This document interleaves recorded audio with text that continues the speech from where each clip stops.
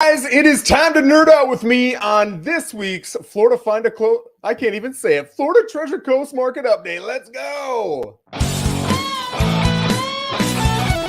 better get fired up.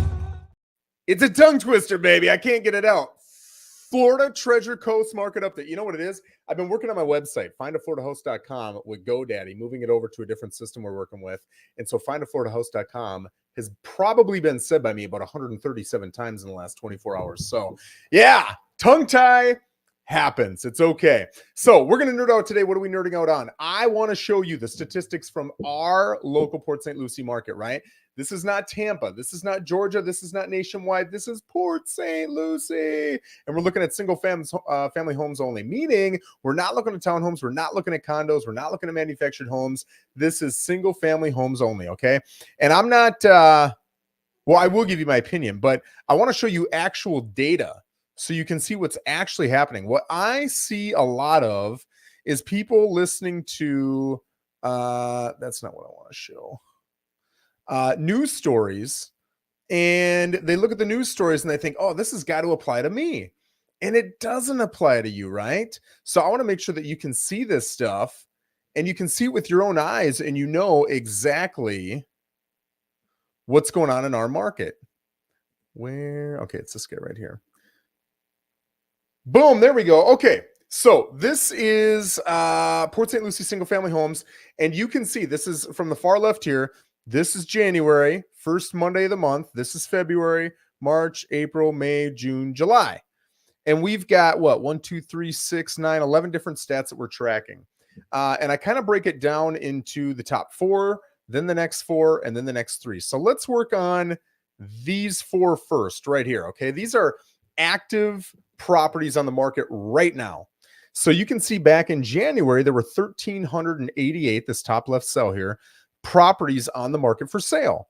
Then in February, it jumped to 1,542. That's going to be great for buyers, not so great for sellers. Then it went up to 1,521, or I guess it went down to 1,521, up to 1,556. So it was kind of plateauing there for a couple months, but then it shot back up again, 1,655, 1,657. Now it came down a hair to 1,627 at the beginning of July, which is good. Well, in my opinion, I like a little bit stronger seller's market. But I guess if you're a buyer, you're not going to want a buyer's market. So I completely get that, right? Now the next row says active up to $500,000. So I kind of split these up into up to 500 grand and 500 grand and over, right? So the up to 500 grand, you can see started at 847 and it peaked out last month at 1067. And now it came back just like the overall actives to 1020. Okay. Whereas active up to $500,000, yes, it had that peak that we also kind of saw above around the beginning of May at 603. But look, it came back down a little bit and now it went back up to 614. So it's actually come up, whereas the lower priced homes have come down. That is really important. And you're going to see some impacts, I guess, here further down in the data. So what's the median asking price? 469.9, 475, 474, blah, blah, blah, blah, blah, 469.9. It's exactly what it was at the beginning of the year. Okay. That is the median asking price. Median asking price. So remember that. Now let's go down to the actual solds. So this is where the actual meat and potatoes comes from. A lot of sellers, when I meet with them, I'll say, hey, your home is worth $525. And they'll say, yeah, but my buddy George, his home was sold for $575 and it's just like mine. And I'll say, well, it's still on the market and it's $550 and it's 200 square feet bigger. So it's not the same house. It still hasn't sold. We don't even know that it's a true sale. And it's not even at the price we're looking at. So let's really look at just sold prices if we're going to look at apples to apples comparison. So I like to look at a 45-day running sales data number. So when you look at January, we had 442 sales over 45 days. That's almost 10 a day.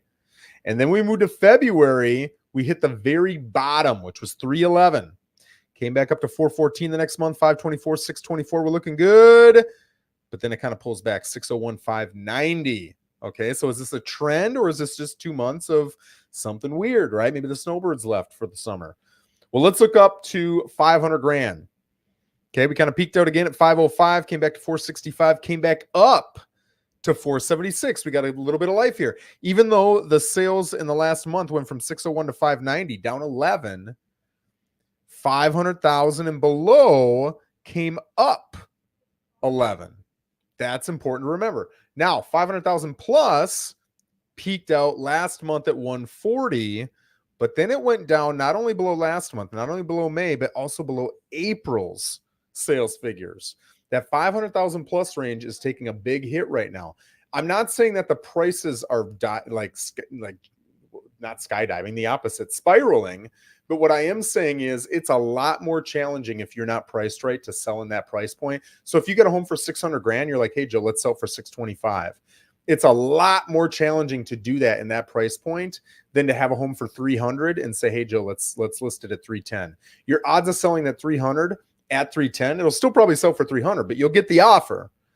That's way more doable than being at 625 on a home that's worth 600 and doing it because of the softness that we're seeing. And it's not just a softness, it's a growing softness. And we'll talk about the extent of that softness in a second here. So what is the median sales price? It was 420 in the beginning of the year. It's kind of gone up and down, blah, blah, blah, blah, blah. But now it's at 423.5. So we're actually seeing the highest median sales price that we've seen all year. But you're telling me that actives have gone up and sales have pulled back a little bit. That doesn't make any sense. What does that mean? What that tells me is we are seeing, okay, let's go back to the amount of sales, right? I'm going to skip ahead to something. I'm going to come back to this. When we're looking at inventory is with the amount of homes currently on the market, which is 1,627. If we sell at the rate we've been selling at over the last, pick your period of time, I'm picking 45 days, which is 590. How many days will it take to sell through that inventory, assuming we're not taking on any new listings, right? So you can see the overall inventory, it's 124.1 days. So it's almost exactly 4 months, just a hair over. That's a pretty healthy market, right? 3 to 4 months, in my opinion, is a pretty neutral market. That's what I like to see, honestly. I don't want to see a strong seller's market or a strong buyer's market. I want to see a nice neutral market. I think it's good for everybody over the long haul. I think it's good for the economy. I think it's good for the housing market.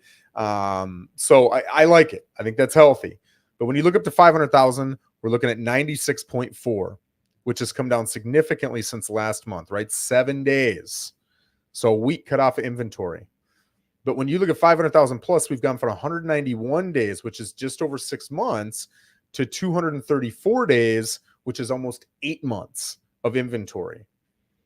All right. So I still think we're seeing a lot of sales, but I think a lot of those sales are in the 500,000 and under, and we're not seeing so many sales in that higher price point as a percentage of the total sales. It's not what I think. It's literally saying it right here in the data. So if you've got a home that's $600,000, $700,000, $800,000, $900,000, I think it's really important to understand this data specifically. And, I'll get people say they're at $600,000. And that's what I tell them, all the comps align at 600. The next question is, okay, Joe, well, then where do you recommend we be? 2-3 years ago in a really ridiculously strong seller's market, I'd say, let's try 6.25. Let's try 650.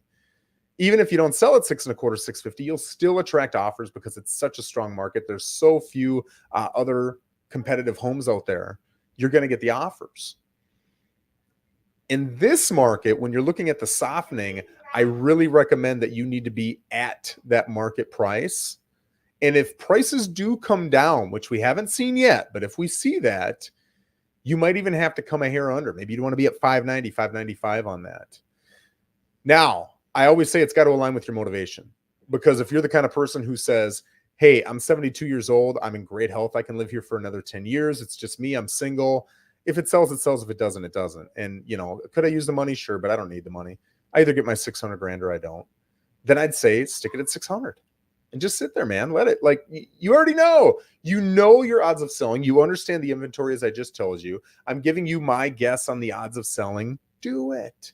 But if you're in a situation where hey, we've got to move out for health reasons or a divorce, or we can't maintain the house anymore, so we've got to downsize, or whatever it is, well, maybe your motivation is a little bit higher than your desire to get a lottery ticket and get that 600 grand. Maybe you've got to come down to 590, 580, whatever it is, right?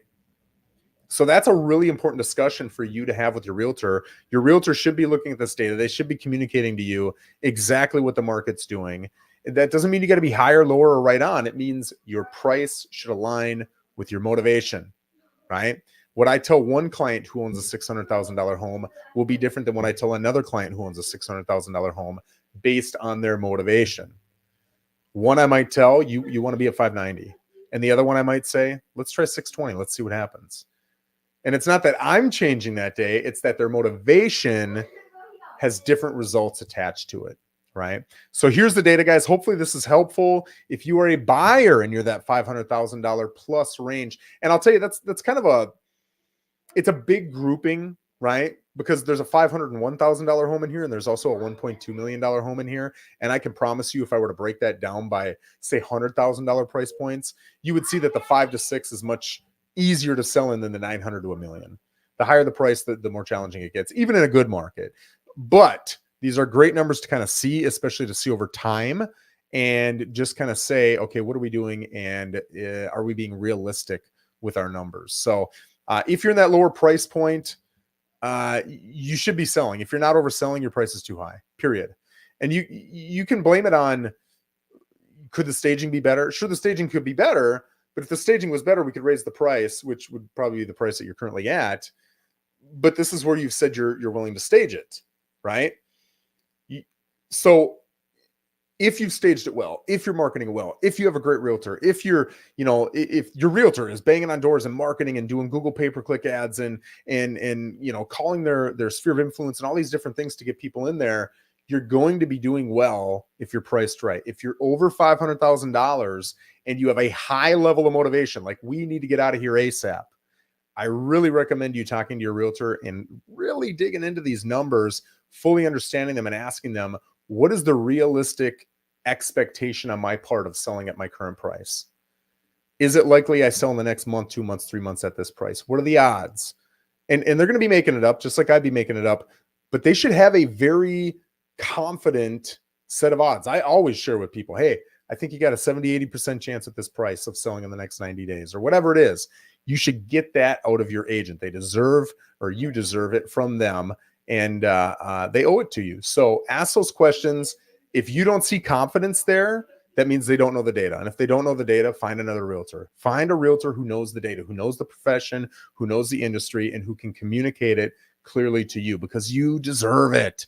So guys, there you go. Hopefully that was helpful. If there's anything that you'd like to see out of me in a future, I better look before I get tongue-tied, Florida Treasure Coast market update, let me know, and we can certainly run over those stats as well. Guys, have a phenomenal day. And as always, thanks for joining me.